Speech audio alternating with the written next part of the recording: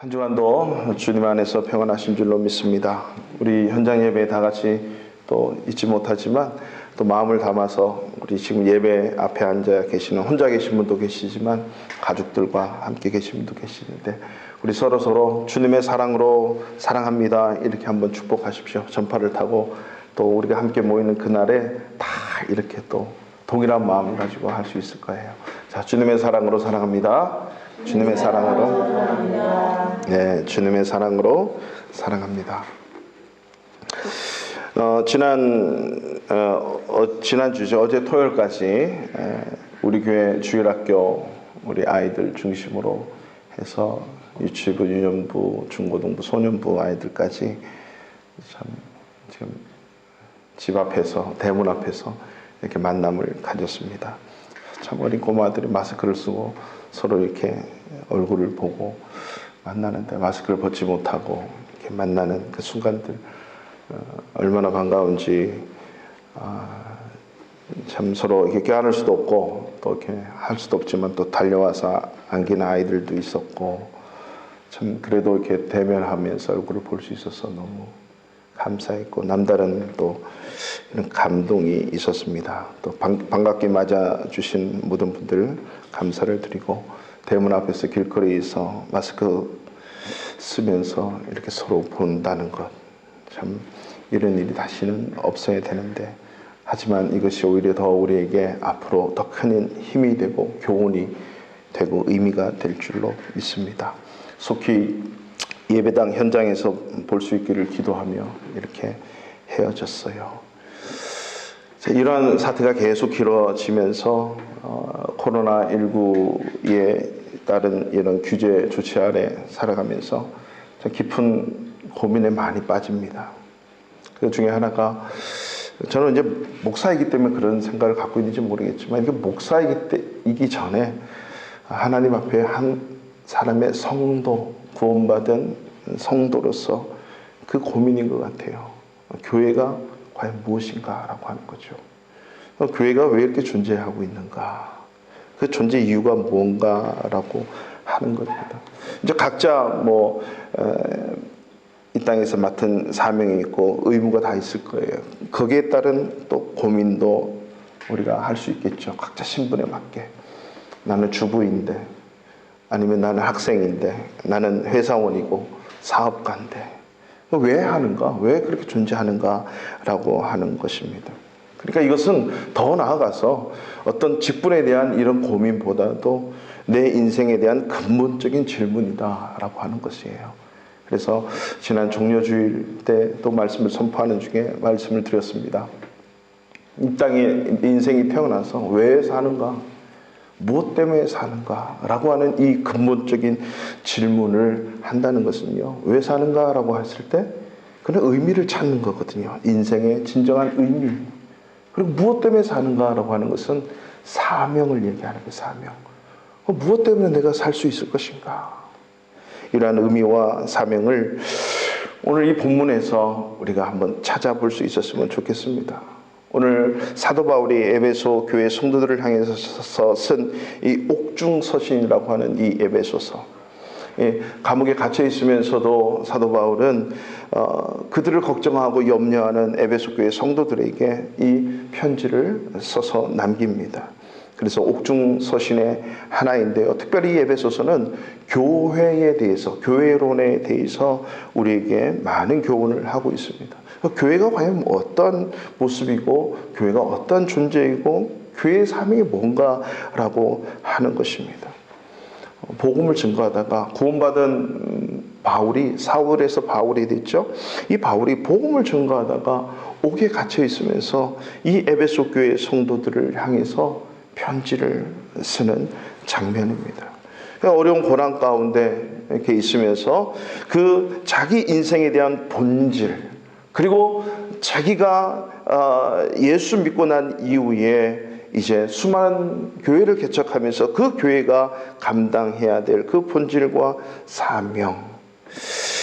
저와 여러분들이 이 사도 바울처럼 감옥에는 갇혀 있지 않지만은 진정한 자유가 다 주어졌음에도 불구하고 사회적으로 국가적으로 또 서로의 대해서 이 바이러스의 감염 때문에 갇혀버린 우리의 모든 일상들 속에서 오늘 이 본문의 묵상과 또 말씀들이 중요한 교훈이 되었으면 좋겠습니다. 그래서 오늘 이 본문을 통해서 우리는 한 두 가지의 교훈을 살펴보기를 원하는데요. 첫 번째는 우리가 이런 어려움과 고난 속에서 의미를 찾아보라는 것입니다. 의미를 찾아보자.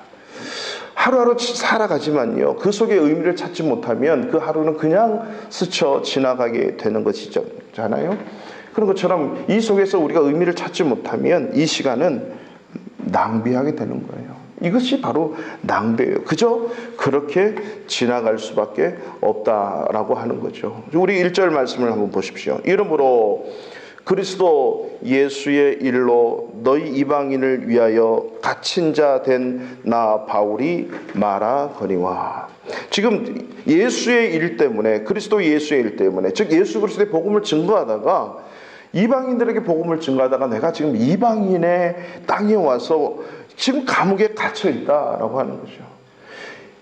복음 증거하다가 그것도 이방 땅에서 감옥에 갇혀 있는데 이 상황 속에서 내가 무엇을 말할 수 있는가라고 하는 겁니다. 사실 오늘 이 본문에 이제 쭉 읽으면 그냥 뭐 다 연결되는 것처럼 보이지만 또 이렇게 우리 목사들은 이 성경을 하나하나 이렇게 분석해서 보잖아요. 사실 3장 2절부터 13절은 이게 의미가 좀 다릅니다. 2절부터 12절까지는 이게 사도 바울이 자기에 대한 간증을 하는 장면들이에요. 그래서 1절부터 해가지고 13절로 그냥 이렇게 넘어와도 아무런 무리가 없어요.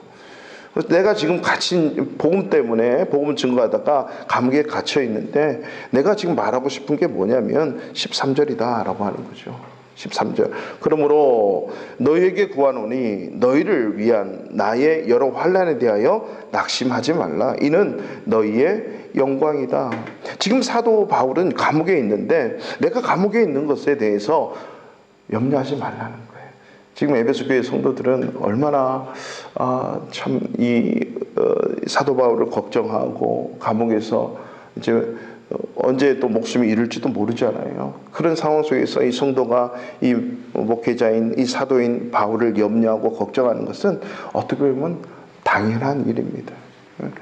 여러분, 제가 만약에 감옥에 갇혀 있다면 교회를 염려하고 또 제 목사를 염려하겠죠?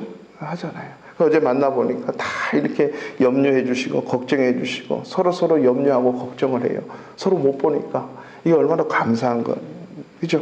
그런 것처럼 지금 사도 바울이 그것도 에베소 지역에 지금 있는지 로마 감옥에 있는지 가이사랴 빌립보 이쪽에 있는지 뭐 어느 감옥인지는 정확히 몰라요. 근데 중요한 것은 복음을 증거하다가 감옥에 갇혀 있는 이 사도 바울이 에베소 교회 성도를 향해서 편지를 쓰는데 많은 소식이 들려오는 거예요. 우리 사도 바울이 복음을 증거하다가 갇혀 있으면 우리는 어떻게 합니까? 이제 우리 제자들은 어떻게 하고 우리 교회 수많은 교회들은 어떻게 합니까? 그래, 바울이 그 감옥에 갇힌 것 때문에 위축되고 염려하고 근심하고 낙심되는 거예요. 우리 또 복음을 증거하다가 또 그렇게 될 텐데, 감옥에 들어갈 텐데 우리는 어떻게 합니까? 또 두려울 수도 있죠.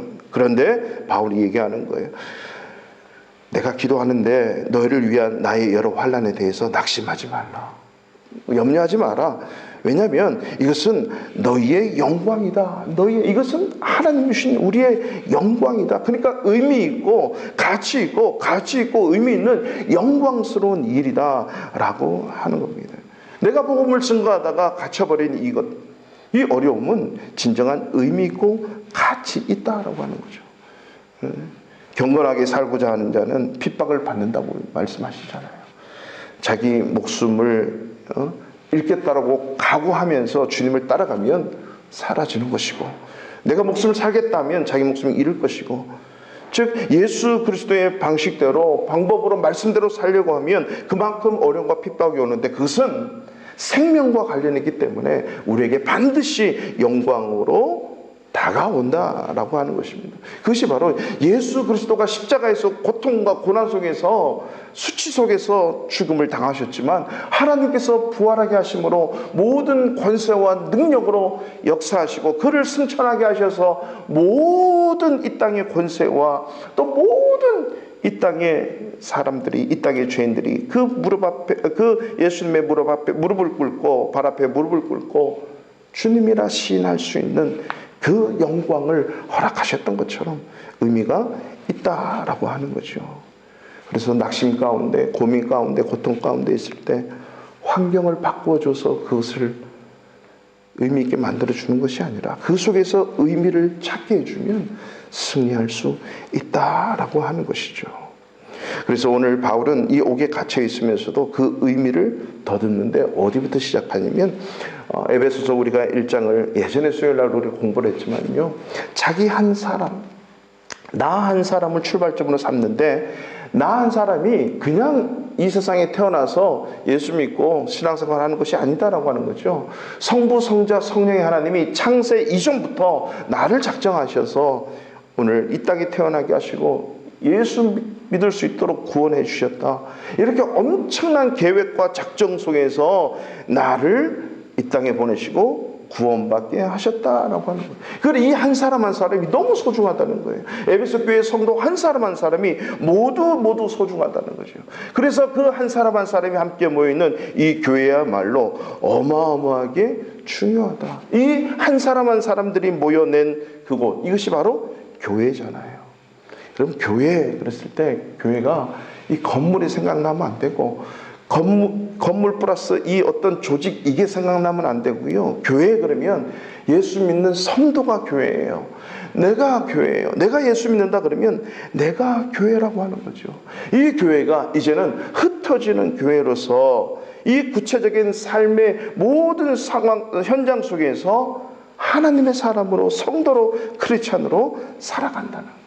그래서 우리가 오늘 본문에 이제 에베소 뒤쪽에 가면요, 이 예수 믿는 한 사람 한 사람, 이 교회가 남편과 아내, 즉 부부 사이는 어떻게 살아야 되나, 그리고 부모와 자녀 지간에는 어떻게 살아야 되는지, 그리고 상정과 종, 이게 상하 관계가 어떤 질서가 유지되는 회사와 사회생활 속에는 어떻게 살아가야 되는지, 그리스도 안에서 구원받은 자들이 삶의 모든 환경 속에서 어떻게 살아가는지 교회로서의 삶을 지금 에베소서를 통해서 말씀하고 교훈하고 있다라고 하는 거죠. 그러니까 이런 어떤 어려움과 고난 속에서 왜 우리가 이런 어려움이 있는가, 이 고난 속에서 어떤 의미를 찾을 것인가를 바울은 하나님으로부터 의미를 찾아내는 거예요. 그래서 자기 인생의 이 소중한 의미, 그리고 비록 감옥에 갇혀있지만 이것은 갇혀있는 것이 아니라 오히려 이 감옥에 있음으로 인해서 하나님의 영광이 더 크고 아름답게 펼쳐질 수 있음을 말씀해 주고 있다는 거죠. 그래서 저와 여러분들이 이런 어려움 고난 속에서 살면서 좀 의미를 하나님으로부터 찾을 수 있기를 바랍니다. 여러분, 그 죽음의 수용소에서라고 하는 책이 있어요. 그 부제가 의미를 찾아서라고 하는 책인데 읽어보신 분도 계실 텐데, 빅터 프랭클린이라고 하는 사람이 아우슈비츠에서 겪었던 일들을 회고하면서 썼던 책이에요. 이 사람은 오스트리아 빈 의과대학을 졸업하고 이제 히틀러에 의해서, 정권에 의해서 붙잡혀가지고 자기도 어디 간지 모르고 가족이 뿔뿔이 다 흩어져가지고 자기는 이 아우슈비츠 수용소에 오게 된 거예요.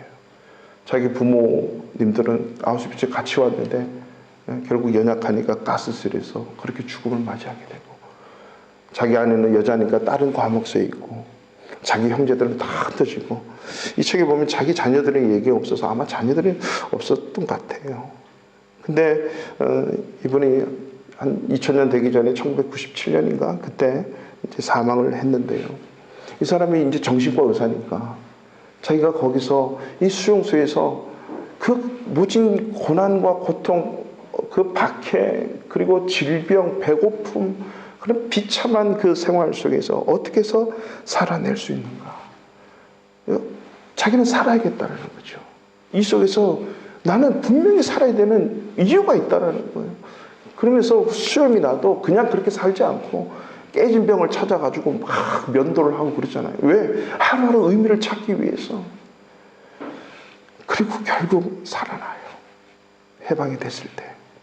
그리고 자기가 정신과 의사니까 이 정신과 의사로서 상담 치료를 하잖아요.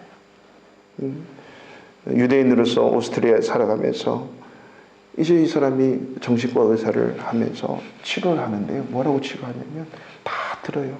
그러면 이게 정신과 분들이 찾아와서 상담을 하면 이래서 힘들고 저래서 힘들고 마지못해 나는 왜 살아야 되는지 모르겠다고 여러 가지 이렇게 어려움을 토로하잖아요. 근데 이분이 상담하면서 되게 웃긴 것은 그렇게 힘들어? 그렇게 힘들어? 그러면 살지 마세요. 목숨을 스스로 끊으세요. 막 이렇게 상담을 한다는 거예요. 그러면 이분들이 아니 어디 의사 선생님이 그렇게 말할 수 있어요. 내가 지금 자녀를 키워야 되고 우리 부모님이 살아계시고 내 아내가 있고 내 남편이 있고 해야 할 일이 얼마나 많은데 그러면 그러니까 살아야죠. 반대 질문을 함으로써 살아야 될 의미를 다 찾게 해주는 거예요. 이게 뭐냐면 로고테라피 이게 의미요법이라 그래가지고요 전 세계에 히트를 쳤었어요 한때. 이게 2000년 들어오면서 이게 세계적으로 이 책에 어마어마하게 막 1억 만 부가 팔렸대나요. 근데 이 어려움 당하고 힘들어하는 이 현대판 모든 그 사람들의 삶에서 왜 살아야 되는지를 그 의미를 설명을 해주는 거예요. 그리고 자기가 겪었던 이 아우슈비츠의 이 삶을 통해서 다 해주면 사람들이 그 삶에 대한 의미를 찾고 다 살아난다는 거죠. 오늘 방송 앞에 예배하고 오늘 여기서 함께 예배하는 모든 우리 성도님들은요 다 의미가 있기 때문에 지금 살아있는 거예요. 그래서 의미를 우리가 못 깨닫는 것뿐이지 다 의미가 있는 거거든요.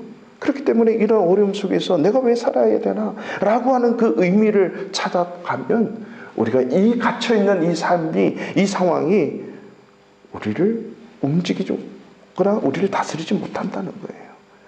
환경이 아무리 열악해도 죽지 않아요.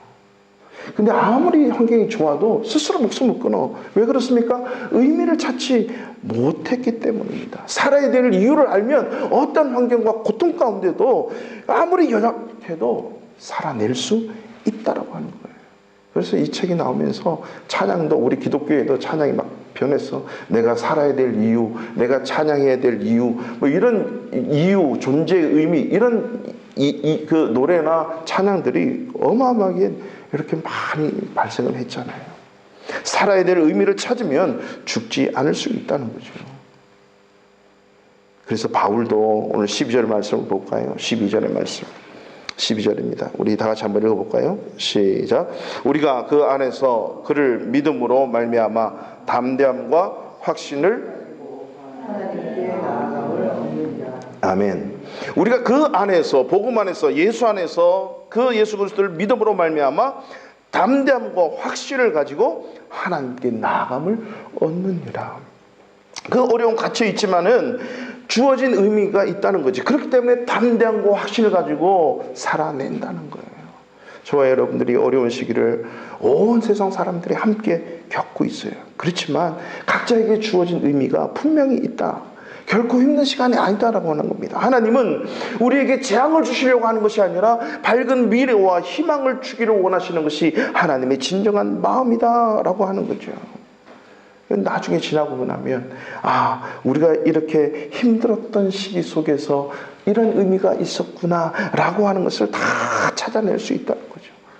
우리 가정주부로서, 아내로서, 엄마로서, 우리 자녀들은 학생으로서 학교에 가서 공부해야 되지만 못하고, 우리 남편들 가장으로서, 그죠? 여러 가지 삶의 모습이 있을 거예요. 때로는 지금 사투를 벌이고 있는 이 바이러스와 사투를 벌이고 있는 그 환자들, 그리고 고통당하는 순간들, 그리고 그 선에서 모든 환자를 돌보는 의료진들, 각자의 모습들 다 의미가 있다는 거죠. 코로나19 바이러스 걸리면 다 죽는데 만약 이렇게만 살지 말고 그 속에서 의미를 찾아보자는 거예요. 우리가 한때 얼마나 잘 나갔을 때는 행복 바이러스만 추구하다가 이 신종 코로나 바이러스로 인해서 이게 행복한 삶이라고만 여겼던, 그리고 추구했던 모든 것들, 다시 한번 그런 의미도 찾아보는 거예요. 어떤 칼럼에 그렇게 써 있더라고요. 여러 이게 사망하신 분들 보면 그분들이 들었던 게 다 암보험이고 성인 질병에 관한 보험이래요. 근데 폐렴으로 죽었어요. 보장을 못 받는 거예요. 그럼 좀 의미가 있지 않아요?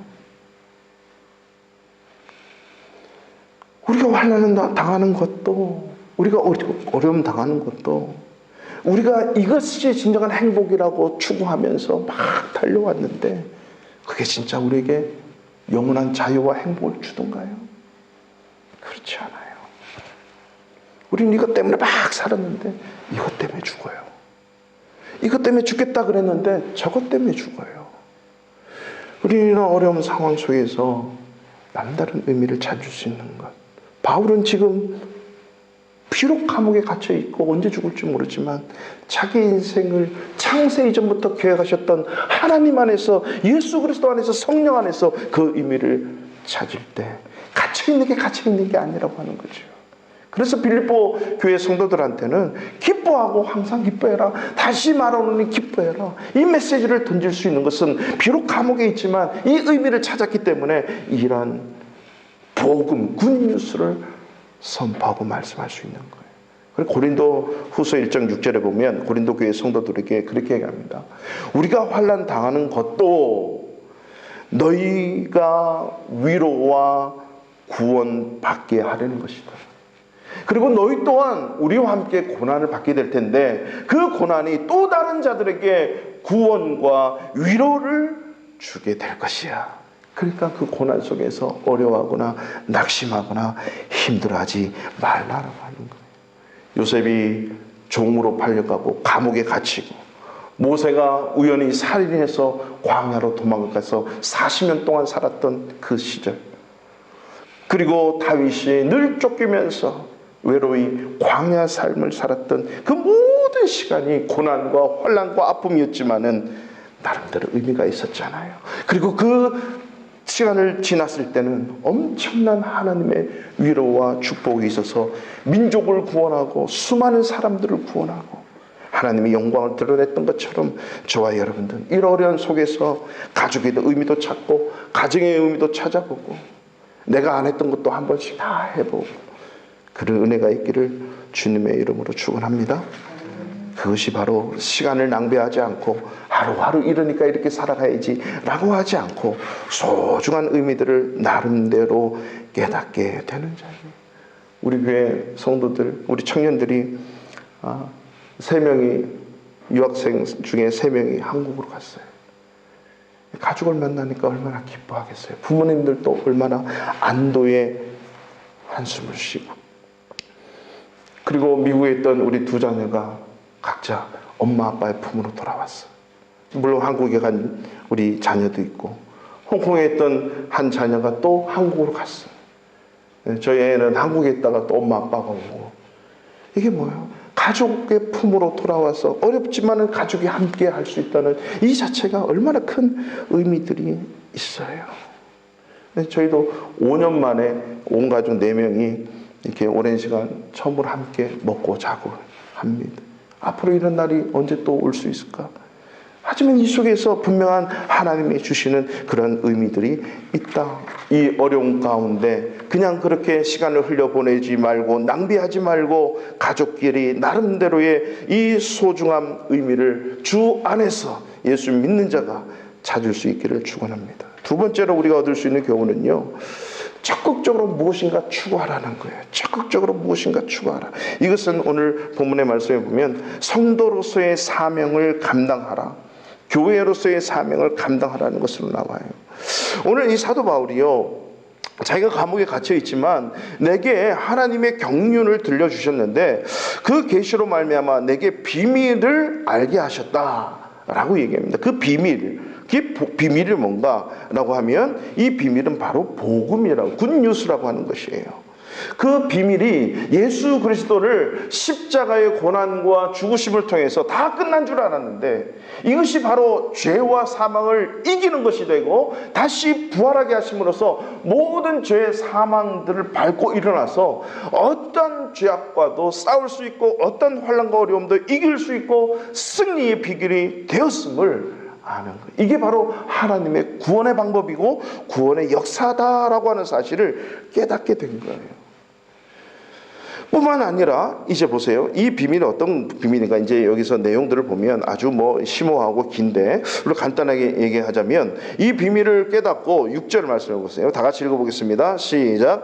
이는 이방인들이 복음으로 말미암아 그리스도 예수 안에서 함께 상속자가 되고 함께 지체가 되고 함께 약속에 참여하는 자가 됨이니라. 이 복음을 위하여 이렇게 나오죠. 자, 이 복음을 위해서 7절, 8절에 보면 이것 때문에 나를 은혜의 선물을 따라 나를 일꾼 되게 했는데 너무 은혜를 주셔서 하나님의 은혜를 주셔서 일꾼이 되게 했는데 이 그리스도의 풍성함을 8절에 이방인에게 전하게 하는 사명을 주셨다. 이 비밀의 계시를 나만 깨닫는 것이 아니고 이것을 이방인들에게 증거하고 전할 수 있는 이 사명, 이 일꾼된 사명을 나에게 줬다라고 하는 거예요. 자, 이 복음은 어떤 거냐면 원래 유대인들과 이방인은 절대 한 상의 밥을 먹거나 함께 지내지 못했어요. 유대인들 또한 우리만 하나님의 자녀, 하나님의 백성, 아브라함의 자손이지 이방인하고는 뭔가 달라, 이런 특권 의식이 있었단 말이죠. 다르다라고 생각하는 거죠. 근데 이 복음 때문에, 예수 그리스도의 십자가 때문에 6절에 함께 상속자가 되고 함께 지체가 되고 함께 하나님의 약속에 참여하는 자가 됐다.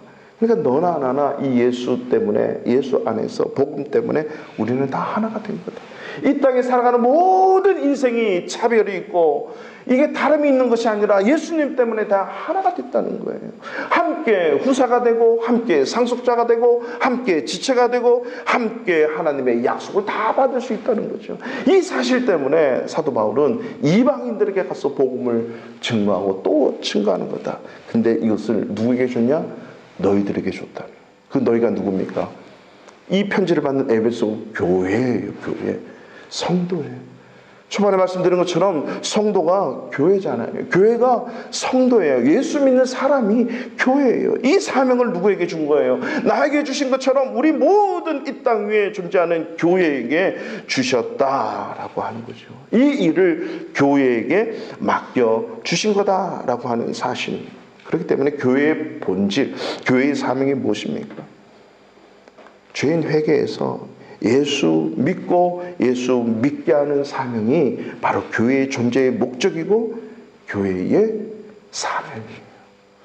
예수님이 최초로 교회라고 하는 에클레시아라고 하는 단어를 썼을 때는 베드로가 예수님께 신앙의 고백을 했을 때입니다.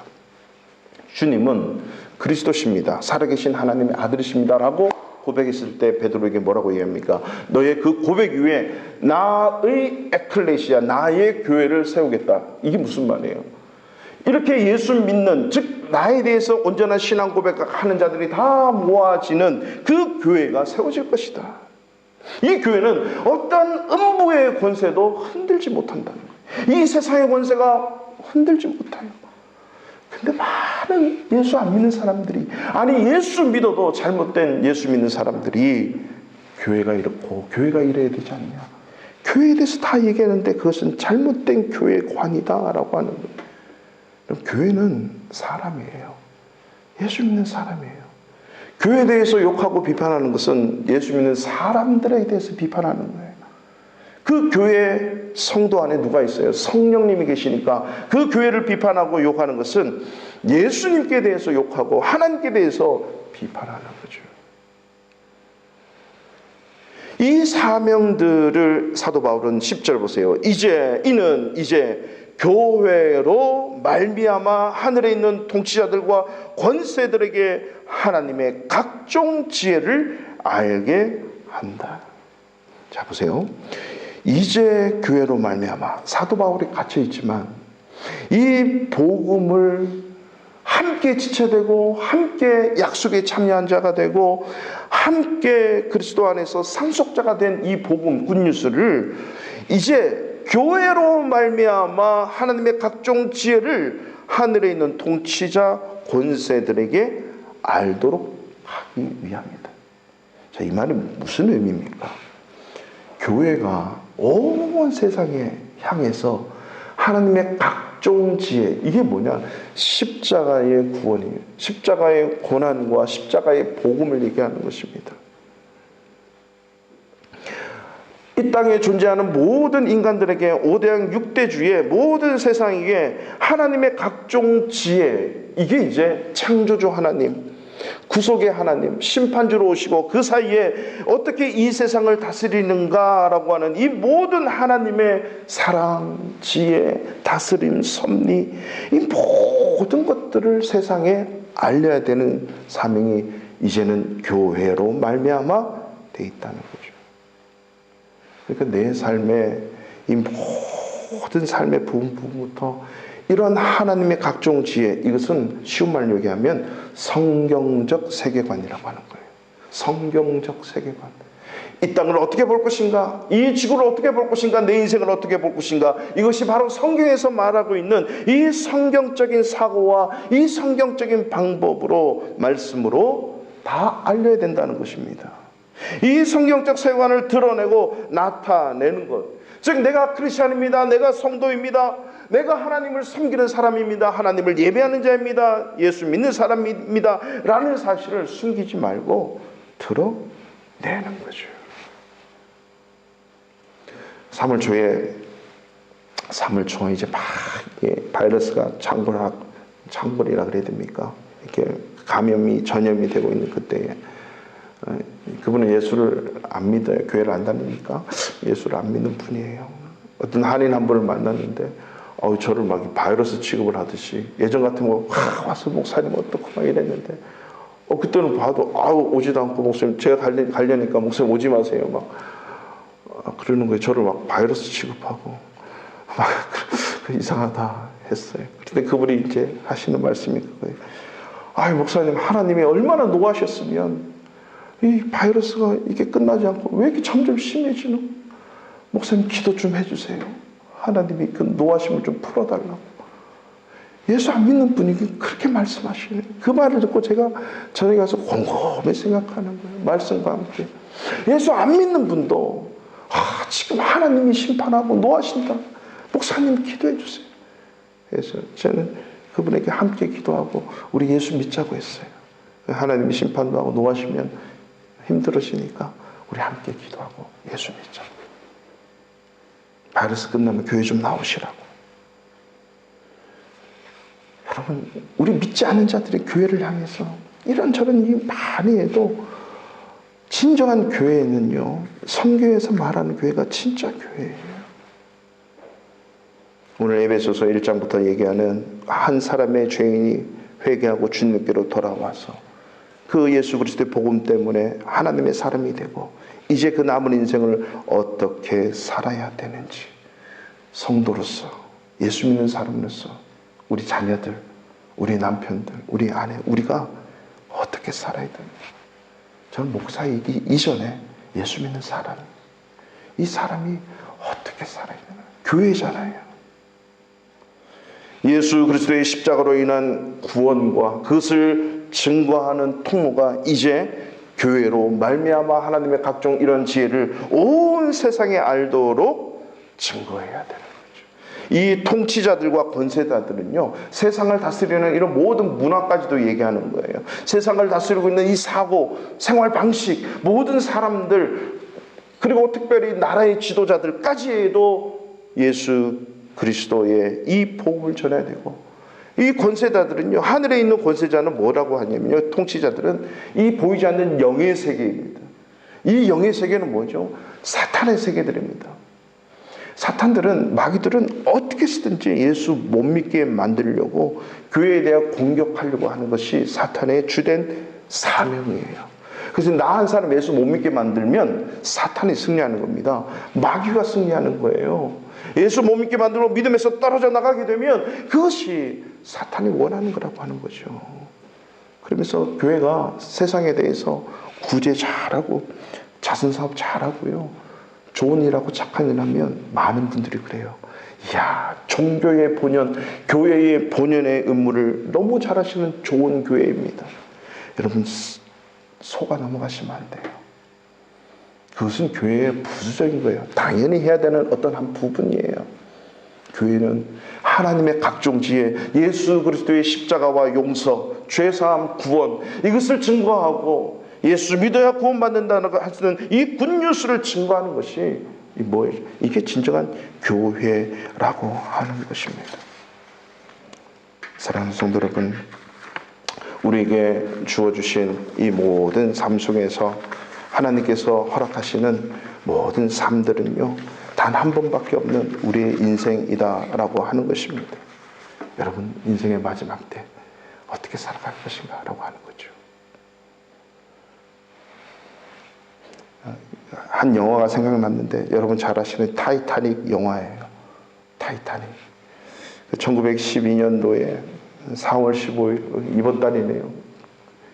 이때 타이타닉호가 이게 침몰이 됐지 않습니까? 그 영화를 보면 선장도 참 훌륭한 선장이에요.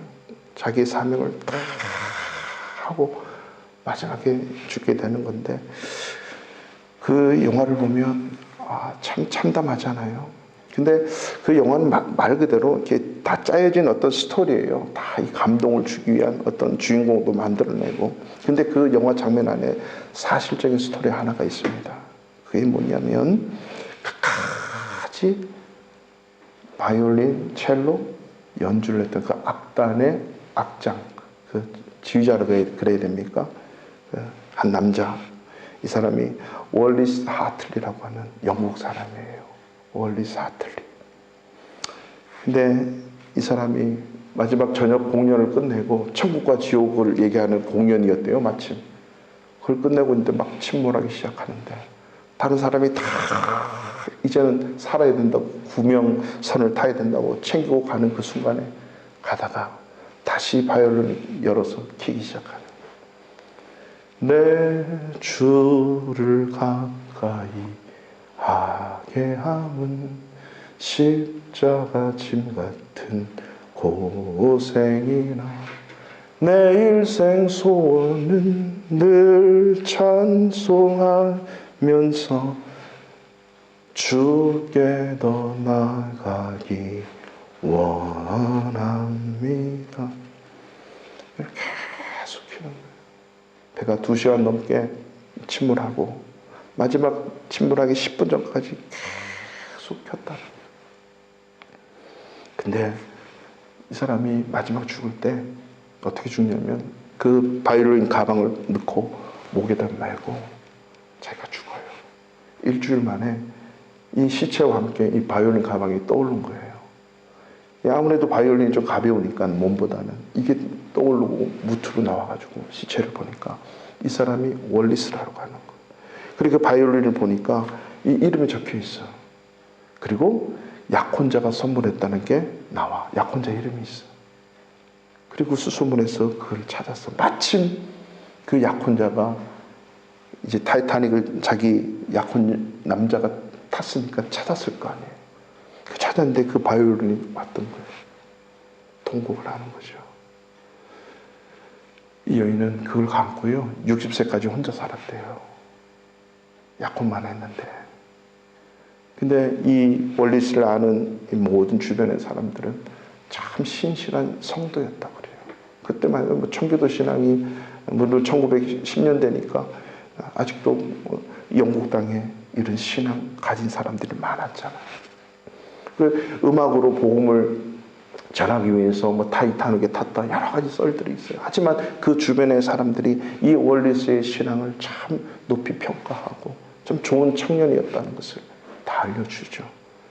그리고 이 바이올린을 보니까 아주 그 유명한 바이올린이 아니고 유명한 바이올린 보세 짜가였어요.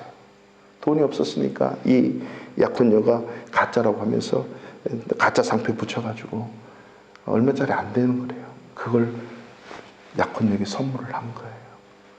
그게 2013년도에 얼마나 팔렸냐면요, 15억 원 이상 팔렸대요. 이 바이올린 하나가. 어둡고 차가운 바다에서 침몰 10분 전까지 울려진 이 수많은 생명을 구원했던 이 찬양, 다른 사람을 살리기 위해서 기꺼이 자신을 내놓았던 이 한 사람을 우리가 본다면 이것은 싫어하잖아요.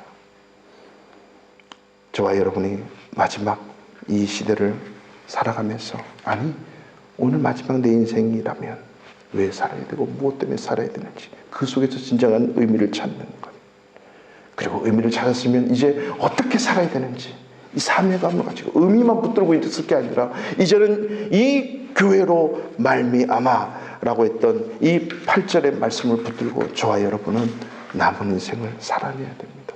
하나님의 각종 지혜를 온 세상의 통치자들, 하늘이든 이 땅이든 권세들에게 알려야 되는 이 사명을 갖고 있다라고 하는 거죠.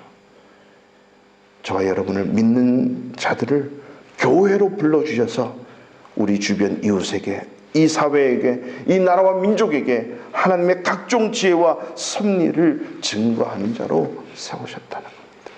사랑하는 성도 여러분, 이번 코로나19 사태를 통해서 이 환경이요, 많은 것을 깨닫게 하고 많은 것을 변화시킬 것입니다.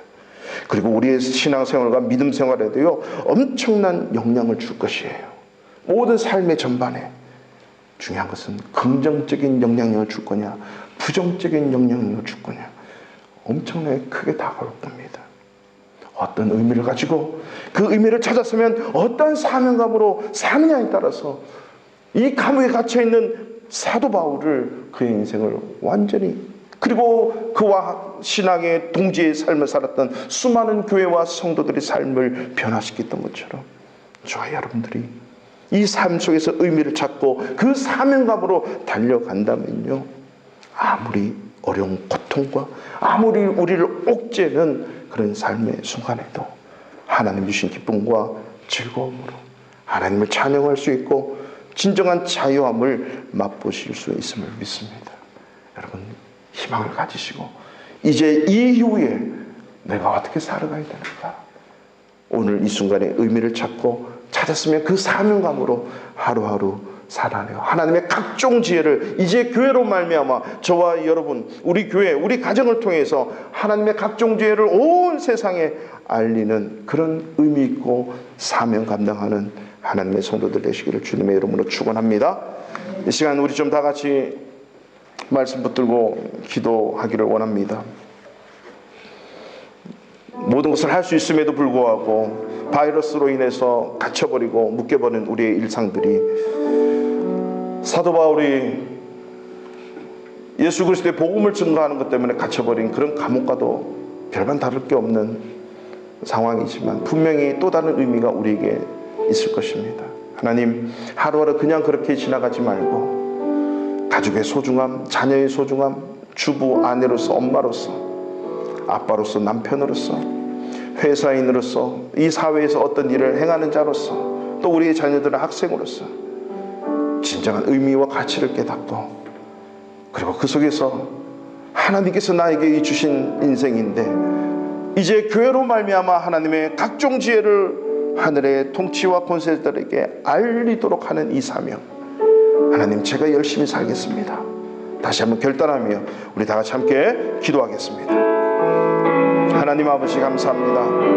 묶여버린 우리의 모든 삶 속에서 그냥 그렇게 하루하루 지나가지 말게 하시고 그 속에서 참된 의미를 깨닫고 그 속에서 참된 하나님의 사명을 감당할 수 있게 하옵소서. 예수 안에서 구원받고 예수 안에서 새롭게 된 우리의 인생이 올바른 의미 깨닫고 하나님의 영광을 향해 달려낼 수 있는 저희들의 삶이 되도록 축복하여 주시옵소서.